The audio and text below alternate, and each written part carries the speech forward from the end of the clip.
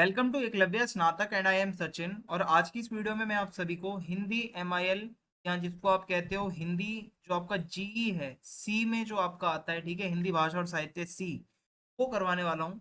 तो सेमेस्टर 1 और 2 दोनों स्टूडेंट्स के लिए वीडियो हेल्पफुल है। जो इसमें क्वेश्चंस करवाए जाएंगे आप इनको ज़रूर करके जाएं।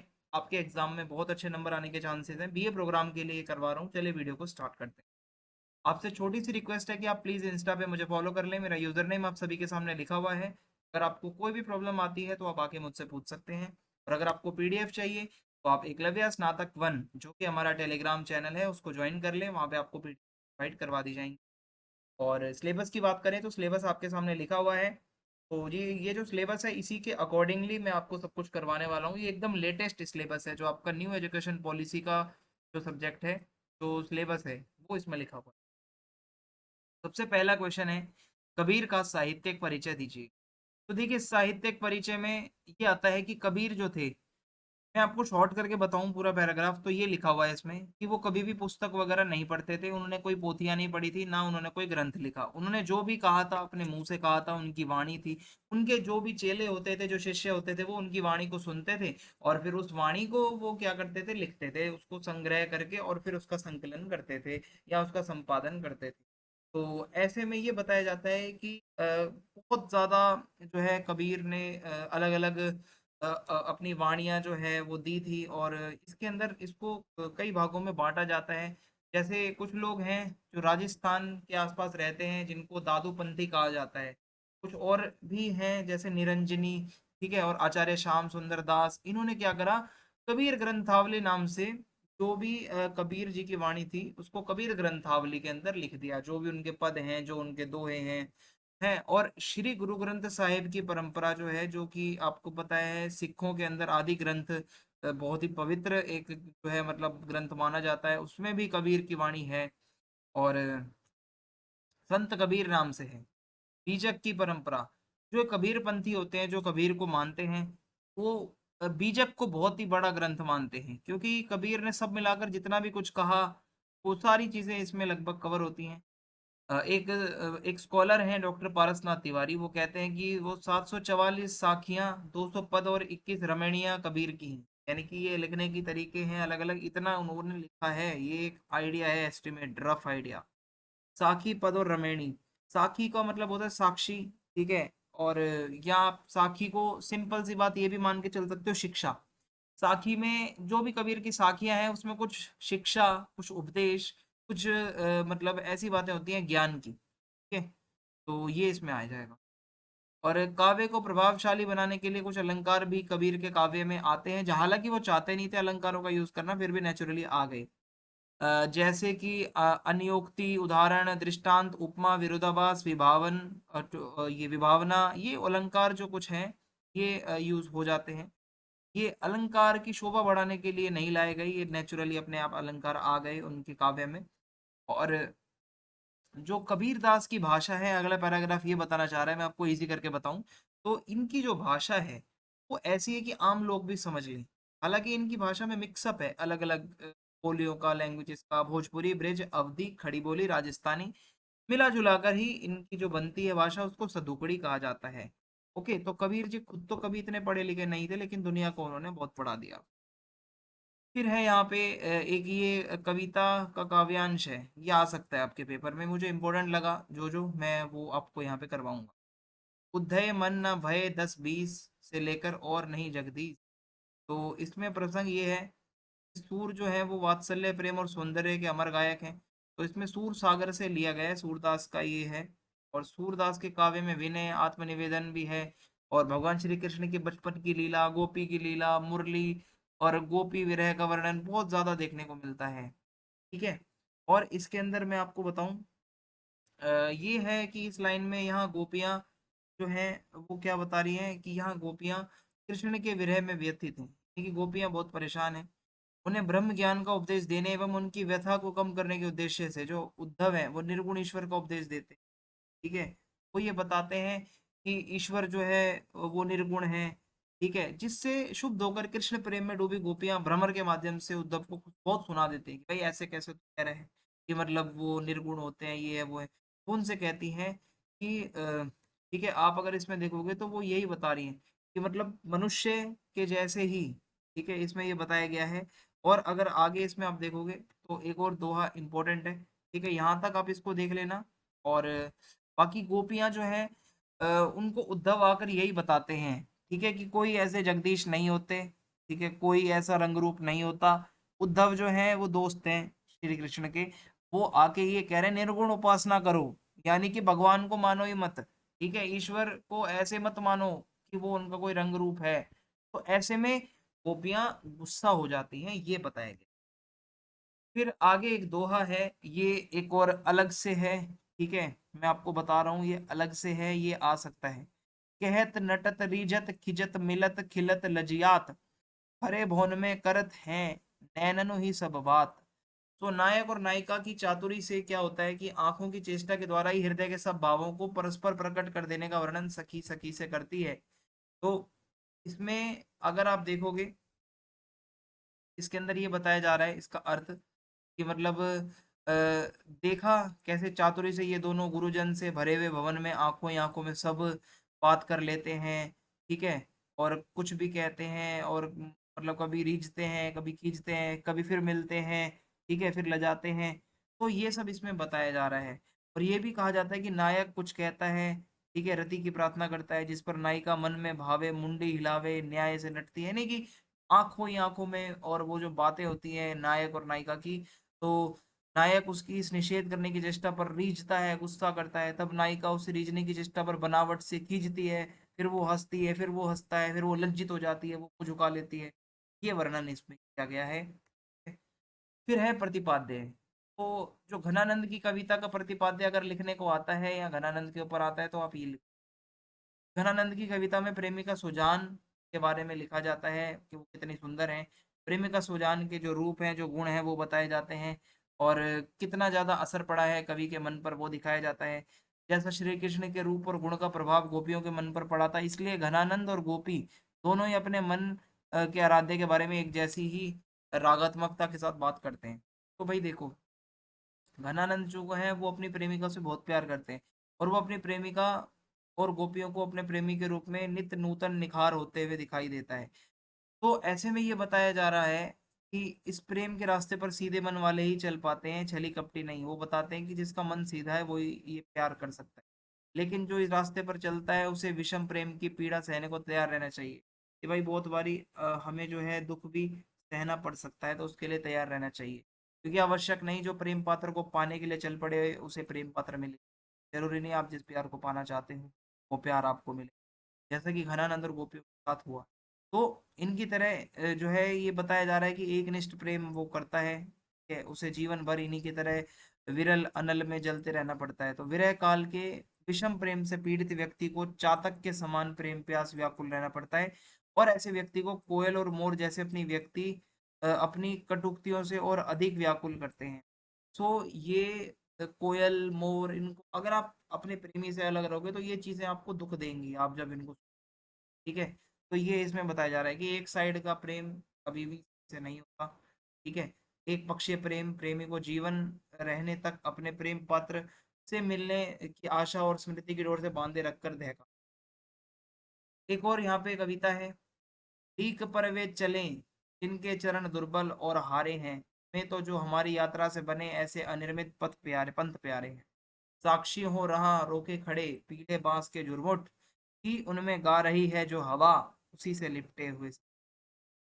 तो ये लीक पर चले कविता से ली गई लाइनें हैं। ये कविता सर्वेश्वर दयाल सक्सेना जी की है। और इसमें कविता में क्या बताया गया है, परंपराओं का विरोध तथा चुनौतियों का सामना करने की प्रेरणा। तो इन पंक्तियों के माध्यम से कवि कहते हैं कि पुरानी परंपराओं के आधार पर वो चलते हैं जिनके चरण कमजोर और दुर्बल हैं, जो हार गए हैं, जिन्हें चुनौतियों का सामना करने से पहले ही हार मान लेते हैं। तो हमें अपना रास्ता खुद बनाना आता है, नए नए संघर्षों से हमें कभी डरना नहीं चाहिए, संघर्षों से लड़ते हुए अपनी जीवन की यात्रा में आगे बढ़ना चाहिए। बने बनाए रास्तों पर चलना हमें प्यारा नहीं है, नए रास्ते बनाओ। इस प्रकार हवा पीले बांसों की झाड़ियों को चीरते हुए गाते हुए झाड़ियों को पार करती है, उसी प्रकार हम भी खुशी खुशी संघर्ष करेंगे, ठीक है। तो इसमें व्यंग्यात्मक शैली है, प्रकृति का मानवीकरण है, और प्रतीक और बिंब का प्रयोग है। प्राकृतिक परिवेश को बहुत अच्छे से आप देख सकते हो, साधारण आम जो बोलचाल की भाषा है। अगला है क्वेश्चन, कृष्ण काव्य की विशेषता बताओ। तो भाई देखो, कृष्ण काव्य में क्या होता है, भगवान श्री कृष्ण की बाल लीला, गोपियों के साथ लीला, रास लीला, ये सब दिखाई जाती है। तो ये इस पैराग्राफ में बताया जा रहा है, आप इसको पढ़ लीजिएगा। फिर है बाल मनोविज्ञान का अद्भुत चित्र। तो जो भी कृष्ण संबंधी जो काव्य होता है, उसमें उनके बचपन की क्या क्रियाएं होती थी, बाल मनोविज्ञान कैसा होता है, मानसिक अवस्था कैसी होती है बचपन की, तो ये दिखाया जाता है। अद्वितीय वात्सल्य का चित्रण। देखो, कृष्ण भगवान से रिलेटेड जो भी काव्य होता है उसमें जैसे सूरदास ज्यादातर लिखते हैं, तो वो वात्सल्य के सम्राट माने जाते हैं। तो वात्सल्य भाव बहुत ज्यादा देखने को मिलता है, प्यार, मोह, भावना। फिर है सामाजिक सांस्कृतिक जीवन। जो भी कृष्ण भक्ति कवि होते हैं, ज्यादातर जो कविताएं लिखते हैं उस टाइम उसमें, उस टाइम क्या वेशभूषा होती थी, क्या धर्म चलता था, क्या भाषा चलती थी, क्या संस्कृति होती थी, ये भी देखने को मिलता है। भक्ति भावना। सूरदास हमेशा ही अपने आप को भगवान श्री कृष्ण के अनन्य भक्त मानते हैं, खुद को बड़ा भक्त मानते हैं, उनकी लीलाओं का वो गान करते हैं। तो उनकी ज्यादातर प्रेम भक्ति के साथ साथ दास और साख्य और माधुर्य और प्यार भावना, ये सब देखने को। श्रृंगार का वर्णन बहुत अच्छे से होता है, अच्छी अच्छी लाइनें यूज होती हैं, श्रृंगार रस बहुत ज्यादा अच्छे से यूज होता है। और इसके अलावा श्री कृष्ण जी खुद ही इतने सुंदर थे कि उनके ऊपर आप कितना अच्छा लिख सकते हो, वो और अच्छा लगेगा। प्रकृति चित्रण। देखो, अब जो जो भी ये कृष्ण शाखा के कवि होते हैं ना, ये अपनी कविताओं में प्रकृति को बहुत ज्यादा ऐड करते हैं, जैसे वन, नदी, पर्वत, झरने, ठीक है। और ये वृंदावन की जो ज्यादातर चीजें होती है नेचुरल, वो दिखाई जाती है। हिंदी भाषा का विकास, ये क्वेश्चन आ सकता है। आप डिस्क्रिप्शन को चेक करें, आपको एक वीडियो का लिंक दिया जाएगा, आप वहां पे जाके बहुत डिटेल से जो दिया हुआ है उसको आप अच्छे से समझ लें कि हिंदी भाषा का और साहित्य का विकास कैसे हुआ, आपको समझ आ जाए। आदिकाल का नामकरण। देखिए, आदिकाल को एक तो मिश्र बंधु नाम से दो भाई हैं, उन्होंने प्रारंभिक काल का नाम दिया। इन्होंने बोला, ठीक है, कि इनकी किताब थी मिश्र बंधु विनोद में, ये कहते हैं प्रारंभिक काल सबसे बढ़िया नाम है, सबसे पहले का काल यही है हिंदी का। हालांकि कुछ आलोचक कहते हैं कि हिंदी साहित्य इससे भी पहले स्टार्ट हुआ था, तो प्रारंभिक काल तो मत बोलो। कुछ लोग इसको वीरगाथा काल कहते हैं, क्योंकि इस टाइम पे बड़े बड़े युद्ध होते थे और राजा महाराजा लड़ते थे, और इसी टाइम पे जो है पृथ्वीराज रासो, बीसल देव रासो, परमाल रासो, विजयपाल रासो, हमीर रासो, कीर्तिलता, कीर्ति पताका, विद्यापति की पदावली, अमीर खुसरो की पहेलियां, अलग अलग रचनाएं भी हुई, तो राजा महाराजाओं के ऊपर ही बेस्ड थी। ऐसे में इसको वीरगाथा काल भी कहा जाता है। चारण काल, काल। चारण काल का मतलब है कुछ ऐसे कवि होते थे जो कि चारण होते थे, क्या यानी कि अपने राजा के गुणगान करते थे, तो वो इसी टाइम पे बहुत फेमस था। सामंतों का काल था ये, के। और नाथ, सिद्ध, जैन, अलग अलग साहित्य इस टाइम पे चल रहे थे। डॉक्टर राम कुमार वर्मा ये भी कहते हैं कि दो युग धर्मों और दो भाषाओं का संधि काल है ये, कि भाई पहले की भाषा छोड़कर लोग अब हिंदी की तरफ ट्रांजिशन कर रहे थे। कुछ लोगों ने इसे सिद्ध सामंत काल कहा है, जैसे महापंडित राहुल सांकृत्यायन कहते हैं कि ये सिद्धों का और सामंतों का युग है। इस टाइम पे सिद्ध साहित्य बहुत ज्यादा था, जो नाथ होते हैं, सिद्ध होते हैं, ठीक है। और ये सब इसमें आ जाएगा। बीज वपन काल। बीज वपन का मतलब होता है बीज बोना। इस टाइम पे महावीर प्रसाद द्विवेदी जी कहते हैं कि बीज बोया जा रहा था, हिंदी साहित्य यहाँ से शुरू हो रहा था, जैसे बीज बोया जाता है और एक स्टार्टिंग होती है नई, वो इसमें बताया जाता है। इस टाइम पे नई नई चीजें हिंदी में आ रही थी, स्टार्ट हो रही थी। आदिकाल। हजारी प्रसाद द्विवेदी जी जो है वो ये कहते हैं कि ये आदिकाल सबसे बेस्ट नाम है, सबसे पुराना काल है, इस वजह से इसको आदिकाल हम कह सकते हैं। तो आज भी हम अपनी किताब में जो टाइटल पढ़ रहे हैं ये आदिकाल के नाम से है। और डॉक्टर नागेंद्र भी इस चीज को कहते हैं कि वास्तव में आदिकाल एक ऐसा वर्ड है जो सब एग्री करेंगे। राम भक्ति काव्य, सगुण भक्ति। यानी कि राम भक्ति के बारे में भी क्वेश्चन आ सकता है आपका शॉर्ट नोट्स में। तो राम भक्ति काव्य जो है, इसका मतलब है जहाँ पे कवियों ने भगवान श्री राम को ईश्वर मानकर उनके ऊपर जो काव्य की रचना करी है। तो ऐसे में श्री राम के बचपन से लेके मर्यादा पुरुषोत्तम तक सब कुछ दिखाया जाता है। रामचरितमानस बहुत फेमस ग्रंथ है। अब मैं आपको विशेषताएं बताता हूँ। राम का स्वरूप दिखाया जाता है कि वो कितने ज्यादा शांत हैं, शक्तिशाली हैं, जो दुष्ट हैं उनको मारते हैं, भक्तों का भला करते हैं। और दास्य भाव की भक्ति। तो कृष्ण काव्य में जैसे आपने देखा सखी सहेलियां वो सब ज्यादा है, लेकिन राम काव्य में आपको थोड़ा दास और थोड़ा भाईचारा वो ज्यादा देखने को मिलेगा, ठीक है। और आदर्श स्थापना। आदर्श, एक आदर्श पति कैसा होता है, भगवान श्री राम जैसा। आदर्श बेटा कैसा होता है, भगवान श्री राम जैसा। आदर्श भाई कैसा होता है, भगवान श्री राम जैसा। और आदर्श राजा कैसा होता है, भगवान श्री राम जैसा, ये हमें देखने को मिलता है राम भक्ति काव्य में आदर्श रूप में। लोक मंगल की भावना, देखिए जो भी रामचरितमानस पढ़ता है, जो इन काव्यों को पढ़ता है, जो राम भगवान के ऊपर लिखे हैं, उसकी यही एक एक ऑब्जेक्टिव होती है कि सभी का भला हो। भगवान श्री राम भी सभी के भले के लिए ही काम करते आए अपनी जिंदगी भर, तो इसमें ये आ जाएगा। ठीक है, सिर्फ मनोरंजन के लिए नहीं था, ठीक है, कि लोगों का भला भी। ज्ञान आश्रयी शाखा की प्रमुख विशेषताएं, देखो निर्गुण उपासना, बिल्कुल भी ईश्वर का कोई रंग रूप नहीं होता, ये ऐसा मानते हैं, निर्गुण रूप में उसते हैं ईश्वर को। निरक्षर कवि, ज्यादातर जो ज्ञान आश्रयी शाखा के कवि हैं वो पढ़े लिखे नहीं है, उन्होंने अपनी वाणियां ही दी हैं। जाति व्यवस्था का विरोध करते हैं, जितने भी ज्यादातर ज्ञान आश्रयी शाखा के कवि हैं जाति व्यवस्था ऊंच नीच को ये गलत बताते हैं। और हिंदू मुस्लिम एकता पर ज्यादा से ज्यादा जोर देते हैं। माया से बचने के लिए कहते हैं कि भाई नारी के प्रति, मतलब आप थोड़ा सा दूर रहो नारियों से, और थोड़ा ये जो मोह माया है इससे दूर रहो। गुरु को ज्यादा महत्व देते हैं ये लोग। नई कविता की काव्यधारा, देखो नई कविता क्या है, धीरे धीरे टाइम के साथ साथ कविता के अंदर कुछ बदलाव हुआ, और ये प्रयोगवाद और नई कविता के कवियों में जैसे आते हैं अज्ञे, गजानन माधव मुक्तिबोध, धर्मवीर भारती, गिरिजा कुमार माथुर, भारत भूषण अग्रवाल, शमशेर बहादुर सिंह, कुंवर नारायण, जगदीश गुप्त, दुष्यंत कुमार, केदारनाथ सिंह। तो ये कुछ नई कविता के कवि हैं, ठीक है। और भी है इसमें जो मतलब यहाँ पे आता है आपके सामने नाम वगैरह लिखे हुए।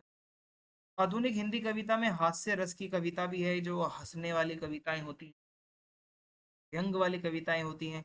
हास्य रस के कुछ कवि हैं, बेढब बनारसी, बेधड़क बनारसी, चोंच गोपाल प्रसाद व्यास, काका हाथरसी, सुरेंद्र शर्मा, जैमिनी हरियाणवी। ठीक है, ये नाम थे। फिर है रीतिकालीन काव्य की प्रमुख धारा और प्रवृत्तियां बताओ। तो देखिए यहाँ पे रीतिकालीन जो काव्य था, ठीक है, संपूर्ण रीति साहित्य को तीन भागों में बांटा गया है, रीति शास्त्रीय काव्य, रीतिबद्ध काव्य, रीति मुक्त काव्य। ठीक है, ये तीन भागों में इसको बांटते हैं। किंतु इस संदर्भ में विद्वानों में बहुत भेदभाव है, मतभेद है। डॉक्टर नागेंद्र द्वारा संपादित एक किताब है हिंदी साहित्य का इतिहास, उसमें रीतिकालीन कविता के प्रसंग में विद्वानों ने तीन प्रकार का काव्य बताया है, रीतिबद्ध, रीति सिद्ध और रीति मुक्त। रीति मुक्त के संबंध में कोई मतभेद नहीं है, परंतु रीतिबद्ध के विषय में कुछ मतभेद हैं। जैसे आचार्य विश्वनाथ प्रसाद मिश्र ने यह वर्ग विभाजन इस प्रकार किया है, रीतिबद्ध, रीति सिद्ध, रीति मुक्त।